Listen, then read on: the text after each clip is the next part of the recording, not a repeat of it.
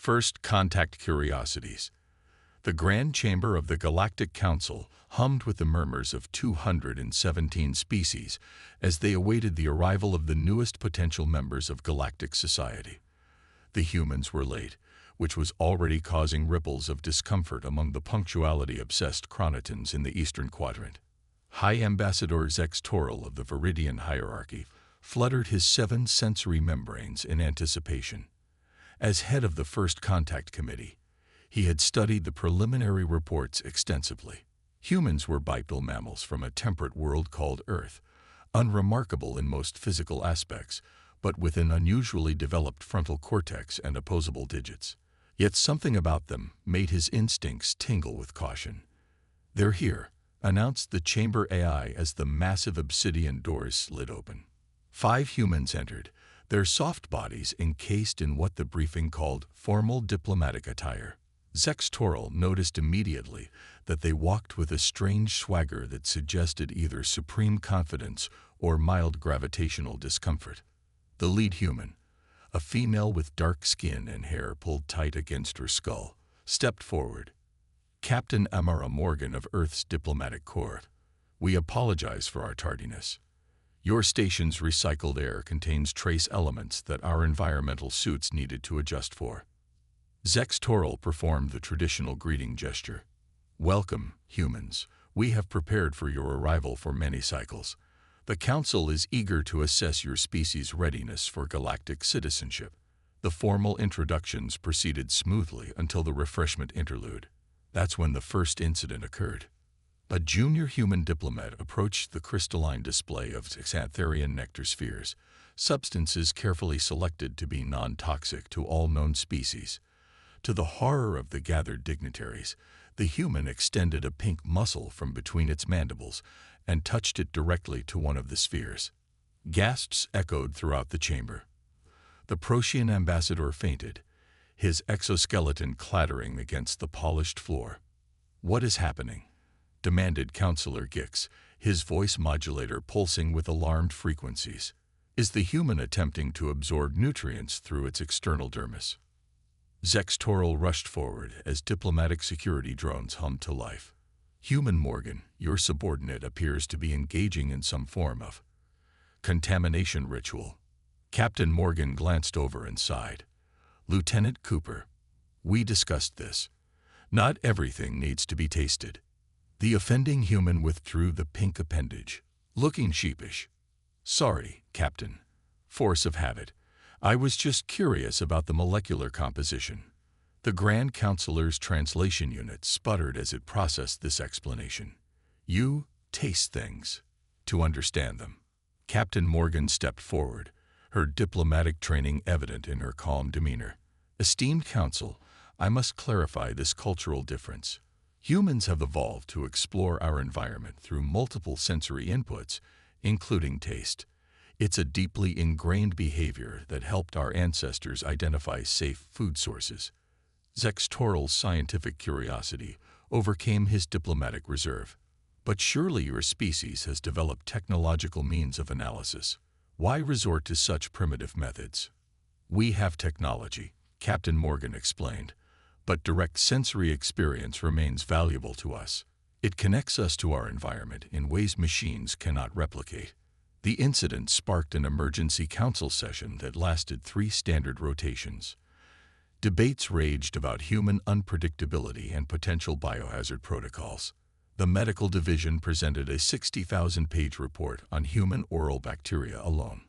When the humans were finally readmitted to the chamber, Zex Toril had been tasked with delivering the council's concerns. "Captain Morgan, while we appreciate your candor, the Council has serious reservations about your species' unpredictable behaviors. This tasting compulsion is especially troubling. What else might humans impulsively do without considering the consequences?" Morgan smiled, a facial contortion that Zex Toril had learned indicated amusement or goodwill. "Ambassador, humans are naturally curious. We touch, taste, smell, and listen to understand our world. These instincts have driven our scientific advancement, our art, our exploration. They're not flaws.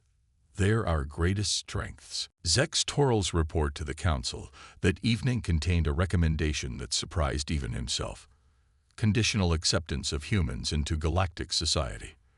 While humans display behaviors that may seem primitive or impulsive, he wrote, these same behaviors reflect an engagement with the physical universe that has driven remarkable innovation in a species so young. Their tendency to directly experience rather than merely observe may offer unique perspectives to our collective knowledge. The Council remained divided, but a slim majority voted to proceed with the integration process. Humans would be allowed limited presence on galactic stations and diplomatic outposts, with special waivers for their unusual habits. As Captain Morgan prepared to depart, she presented Zex Toral with a small container, a gift from Earth. It's called honey, produced by small insects from flower nectar, completely sterile and safe for most carbon-based life forms. Zex Toral accepted the gift with appropriate ceremony, privately wondering if he would need to taste it to avoid causing offense. Morgan seemed to read his thoughts. No obligation to try it, Ambassador. But if you do, I recommend using just a small amount initially. Human taste experiences can be quite intense. After the humans departed, Zex Toral sat alone in his chambers, staring at the golden substance. Against all rational judgment, he extended a sensory membrane and touched it to the surface. The complexity of information that flooded his neural network was staggering. Sweet, floral, textured, concepts his translator struggled to convey. For the first time, he understood something fundamental about humans. They didn't taste things despite having advanced technology. They developed advanced technology while never losing their connection to direct experience. Perhaps there was something to learn from these strange creatures after all. Part 2. The Universal Misunderstanding. 6 standard cycles after first contact, the Galactic Research Station Harmonious Inquiry had reluctantly accepted its first contingent of human scientists. The station, orbiting a neutron star in the Cygnus sector, housed researchers from 28 species studying radiation effects on various forms of matter. Station Director Pelxer of the Mnemonic Collective found the humans simultaneously fascinating and exhausting. They asked too many questions, moved too frequently, and worst of all, they engaged in a baffling practice they called jokes that disrupted the station's carefully cultivated atmosphere of scholarly contemplation. Director, we have a situation in Laboratory Complex B, reported his assistant, Neri. The young Solari's bioluminescent patterns indicated significant distress. Not the humans again. Pelxer vibrated, his crystallized exoskeleton resonating with annoyance. I'm afraid so, Director. Dr. Chen has been observed repeatedly placing unidentified substances into her oral cavity while working with the neutron radiation samples. Pelxer hurried to the laboratory, his mind calculating the potential biohazard protocols that would need to be implemented. Inside, he found Dr. Eliza Chen, the human radiation specialist, calmly working at her station. Between her mandibles protruded a small white stick. Dr. Chen, you are contaminating yourself with laboratory materials, he exclaimed, activating the emergency containment field. The human blinked in surprise as the shimmering barrier surrounded her workstation. What? No, I'm not. This is just a lollipop. She removed the object, revealing it to be an organic substance attached to a thin handle. You are consuming sustenance in the laboratory. Pelxer struggled to understand which safety protocol was being violated first. It helps me think, Dr. Chen explained. The repetitive oral fixation frees up my cognitive resources for problem solving. Humans often use small sensory inputs to maintain focus. This explanation only marginally reduced Pelxer's concern. All consumable materials must be cleared by xenobiological safety, and laboratories are designated consumption-free zones. I apologize for the misunderstanding, Dr. Chen said, disposing of the lollipop in the proper waste receptacle. I'll submit the appropriate forms for next time. The incident was merely the latest in a growing catalog of human peculiarities that disturbed the station's orderly operation. Humans required prolonged periods of unconsciousness they called sleep, during which they became completely non-responsive. They periodically engaged in vigorous physical movement for no apparent reason other than exercise. Most disturbingly, they occasionally emitted explosive bursts of sound called laughter that triggered emergency response systems. The situation reached a critical point when Dr. Kyan Nguyen was discovered submerged in a tank of nutrient solution in the hydroponics bay. The human claims he was swimming, reported Security Chief Frex to the Emergency Council. Apparently, they voluntarily immersed themselves in liquid for recreational purposes. Were the nutrients contaminated? Asked the station's medical officer, Physician Scholar Loom. No contamination detected, Vrex confirmed. The human's protective epidermis remained intact throughout the activity. Director Pelkser was about to order restricted access protocols for all humans when the station's alert system activated. Attention! Biological containment breach in Section 4. Unknown pathogen detected. All personnel implement quarantine procedures immediately. The next 12 hours were chaos. 23 non-human crew members developed symptoms: cellular destabilization, severe neurological disruption, and in the case of the silicon-based lifeforms, accelerated crystallization. The medical bay was overwhelmed. In the Emergency Council chamber, Physician Scholar Loom delivered the grim news. The pathogen appears to be a quantum virus that targets the biomolecular communication pathways common to most advanced species. It recodes cellular instructions at the subatomic level. We have no effective treatment protocol. What about the humans? Asked Pelkser, noticing their absence from the patient list. Unaffected, Loom confirmed. Their unique biochemistry appears resistant. The humans caused this, accused Counselor Zrix of the Mechanisynth Collective. Their reckless behaviors, their contamination of our environments. The chamber doors slid open, and Dr. Chen entered, ignoring protocol completely. Director, we may have a solution. Pelkser's annoyance at the interruption gave way to desperate hope. Proceed, Dr. Chen. The virus isn't targeting biomolecular pathways. It's hijacking quantum entanglement processes that most galactic species use for cellular communication. Humans don't use these processes. Our cells communicate through electrochemical signals and physical contact. How does this help us, Doctor? Loom asked. We can introduce modified human stem cells into the affected individuals. The cells won't be attacked by the virus, and we can program them to produce compounds that will disrupt the virus's quantum signature. Chen projected data onto the council table. We've already synthesized a prototype treatment. You're suggesting we introduce human biological material into other species? Pelkser was aghast. The contamination risks alone will be considerably less than 100% mortality. Chen interrupted. The treatment is our best chance. After heated debate, desperation won out. Chen's team began treatments immediately, starting with the most critically ill patients. Within hours, their condition stabilized. As the crisis abated, Director Pelkser found himself in the uncomfortable position of owing the station's survival to the same humans whose behaviors he had found so disruptive. Your unconventional approach saved many lives, Dr. Chen, he acknowledged formally. The Council extends its gratitude. Chen shrugged, a human gesture Pelkser had learned indicated casual acceptance. Sometimes weird perspectives lead to unexpected solutions. May I ask how you developed the treatment so quickly? Our best medical minds were baffled. Chen grinned. Well, I was sucking on a lollipop, thinking about the problem, when I remembered an old Earth disease called cowpox that led to the first vaccine. Sometimes the solution is right in front of you, or in this case, in your mouth. Pelkser's crystalline structure vibrated with what might have been laughter. Perhaps there is value in your species' oral fixations after all. In the cycles that followed, station policies were cautiously modified.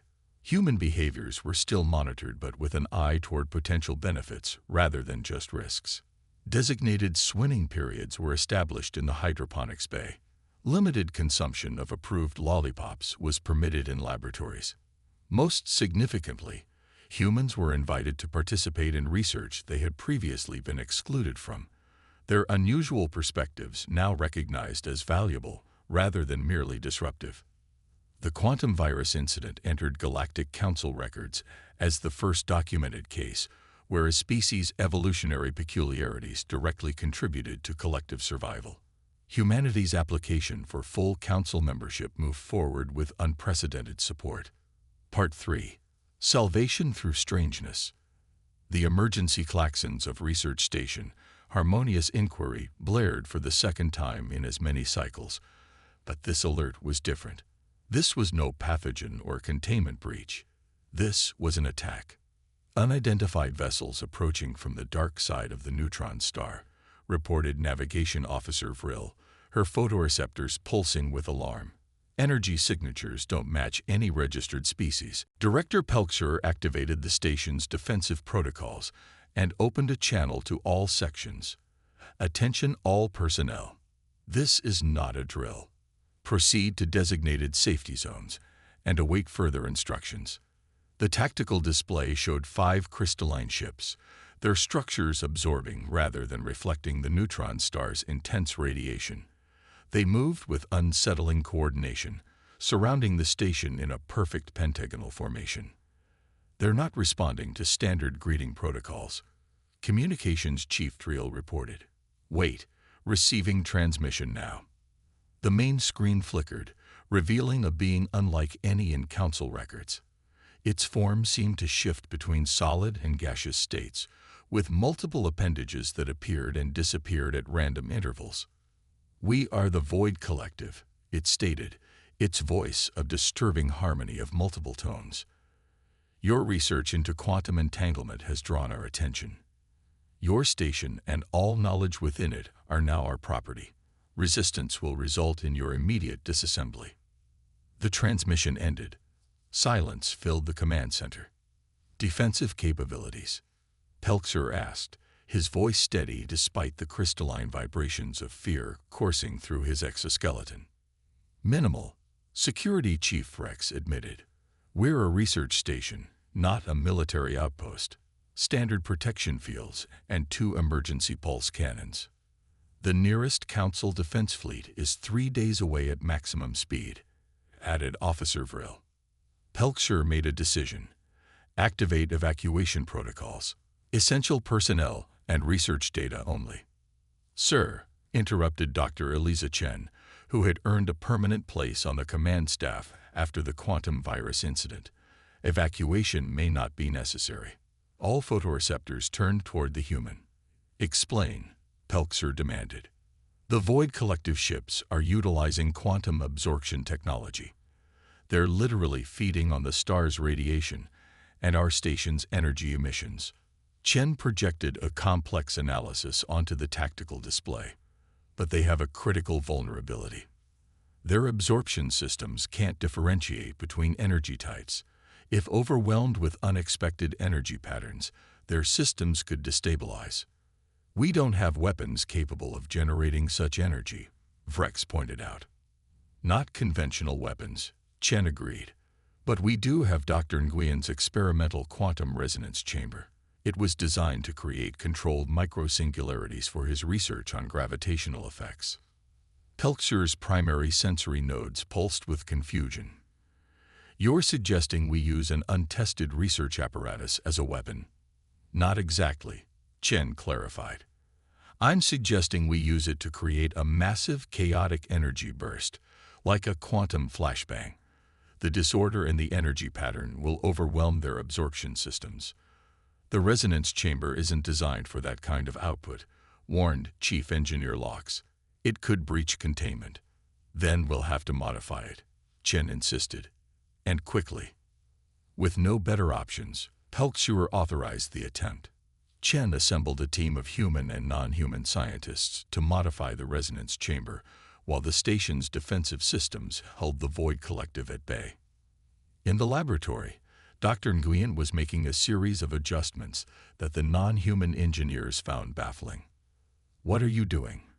asked engineer Lox's Nguyen attached what appeared to be a primitive sonic amplification device to the resonance chamber. Creating chaos, Nguyen replied with a grin. The Void Collective systems expect ordered energy patterns. We're going to give them the opposite, human style.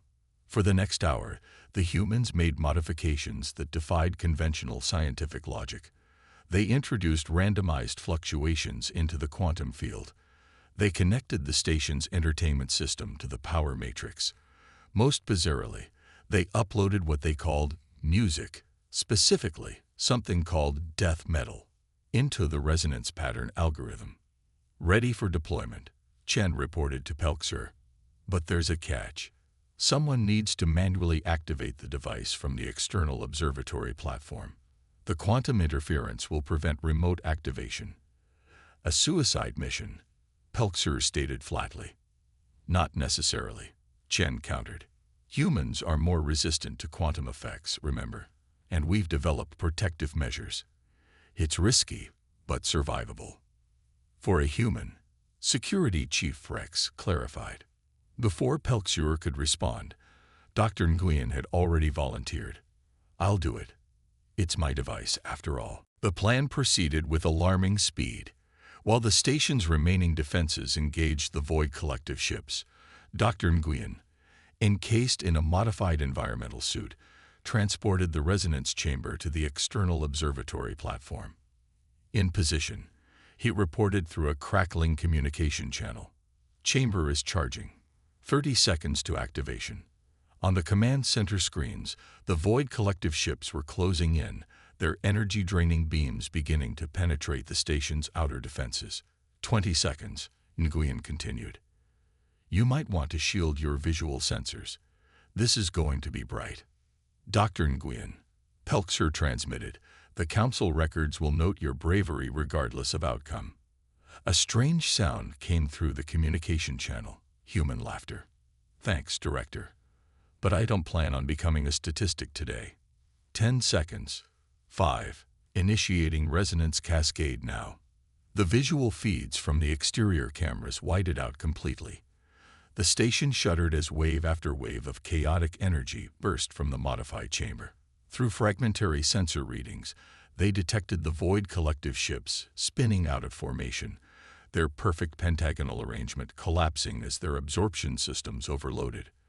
When the visual feeds finally cleared, 4 of the 5 ships were drifting helplessly, their crystalline structures cracked and darkened.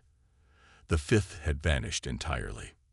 Status of Dr. Nguyen, Pelxer demanded. For long moments, there was no response. Then, through heavy static, still here, Director.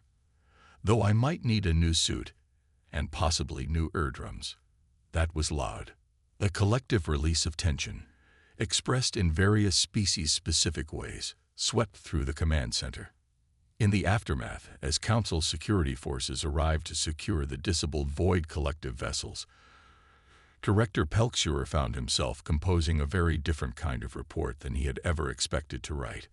The successful defense of Research Station, harmonious inquiry against the previously unknown Void Collective, was made possible through the application of characteristically human approaches to problem-solving, he wrote.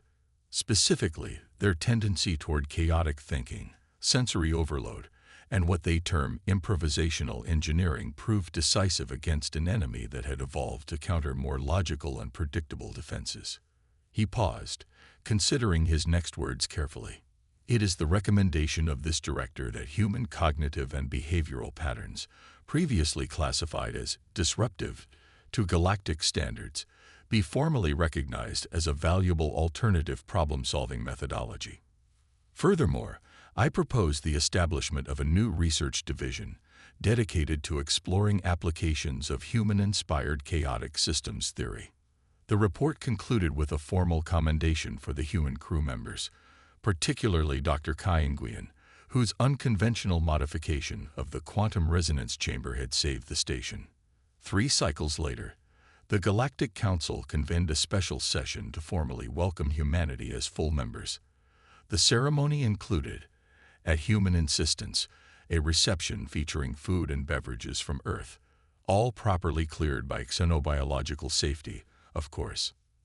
Zextoril, now promoted to Supreme Ambassador, watched with amusement as various council members cautiously sampled the human offerings.